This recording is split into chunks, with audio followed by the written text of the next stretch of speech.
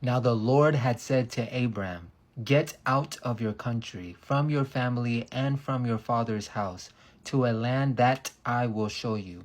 I will make you a great nation. I will bless you and make your name great, and you shall be a blessing. I will bless those who bless you, and I will curse him who curses you. And in you the families of the earth shall be blessed. Genesis chapter 12, verses 1 through 3, exegesis. The first recorded words of Yahweh to Abram begin with a command of separation. Genesis chapter 12, verses 1. Get out of your country, from your family, and from your father's house. Note the call of separation, just like Revelation 18, verse 4, the call out of Babylon. Notice the parallels. This call required faith, courage, and complete trust. Yahweh doesn't reveal the destination, only the direction.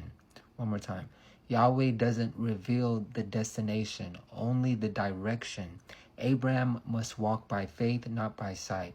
Hebrews chapter 11, verse 8 elaborates on this. By faith, Abraham obeyed when he was called to go out to the place which he would receive as an inheritance. And he went out not knowing where he was going. Hebrews chapter 11, verse 8. This was not just a physical move, but a spiritual exodus from idolatry, comfort, and earthly security. Like Israel later leaving Egypt, like Israel later leaving Babylon, like Israel later leaving Medo-Persia, the consistency of the parallels. Abram leaves Ur, a type of Babylon, to follow the voice of Yahweh. Yahweh attaches three promises to Abram's obedience: a great nation, a great name, and a global blessing. In you all the families of the earth shall be blessed. A great nation. I will make you a great nation. Though childless at the time, Abram is told his descendants will be countless. This nation would not only be a physical Israel, but the spiritual Israel of faith that we have today. Those who keep the commandments of God and have the testimony of Jesus, like Jesus told the Samaritan woman.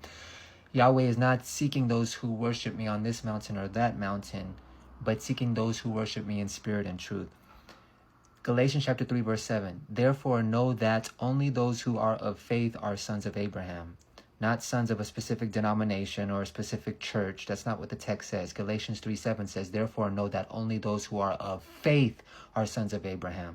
A great name, the second thing. I will bless you and make your name great. Unlike the builders of Babel who sought to make a great name for themselves, Genesis chapter 11, verse 4, Abraham's greatness comes through humility and obedience, as opposed to Nimrod, who was prideful. James chapter 4, verse 10 says, humble yourselves in the sight of the Lord, and he will lift you up. And then the third thing, a global blessing. And you, all the families of the earth, shall be blessed. This is the first prophetic announcement of the gospel, fulfilled in Yeshua the Messiah.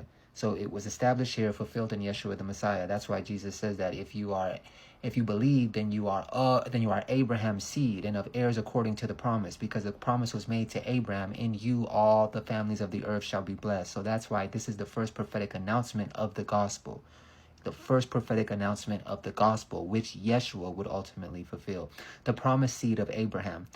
Galatians chapter 3, verse 16. Now to Abraham and his seed were the promises made, and to your seed, who is Christ, the Messiah. Abraham's call prefigures the everlasting gospel of Revelation chapter 4, verses 6 through 7. Then I saw another angel flying in the midst of heaven, having the everlasting gospel to preach to those who dwell upon the earth, to every nation, every kindred, every tongue, every people, saying with a loud voice, fear God and give glory to him, for the hour of his judgment has come, and worship him who made heaven and earth, the sea, and the fountains of water. The same call resounds today. Leave spiritual Babylon, walk by faith, not by sight, and receive Yahweh's covenant blessing through Christ.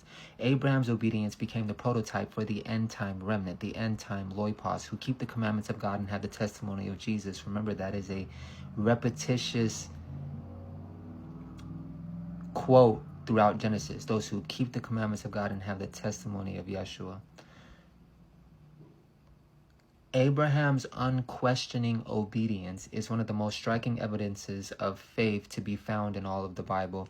To him, faith was the substance of things hoped for, the evidence of things not seen, relying upon the divine promise without the least outward assurance of its fulfillment.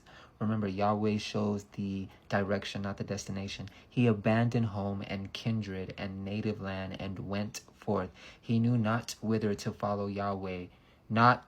He knew not whither to follow, where Yahweh should lead. Ellen G. White, Patriarchs and Prophets, page 126.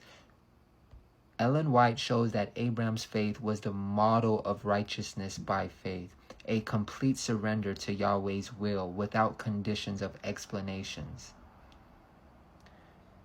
When Yahweh calls you to step away from comfort, he is not taking something from you. He is leading you to something far greater. Faith means trusting the promise even when you can't see the path. Proverbs chapter 3, verses 5 through 6. Trust in the Lord with all your heart. Lean not on your own understanding. In all your ways acknowledge him, and he will direct your path. Just as Abram became a blessing to all nations, so those who walk by faith, not by sight, today become living channels of Yahweh's grace in a dark world. For we walk by faith, not by sight. 2 Corinthians 5, verses 7. The just shall live by faith. Habakkuk chapter 2, verses 4. This was Genesis chapter 12, verses 1 through 3, exegesis. Like, comment, share, subscribe, follow.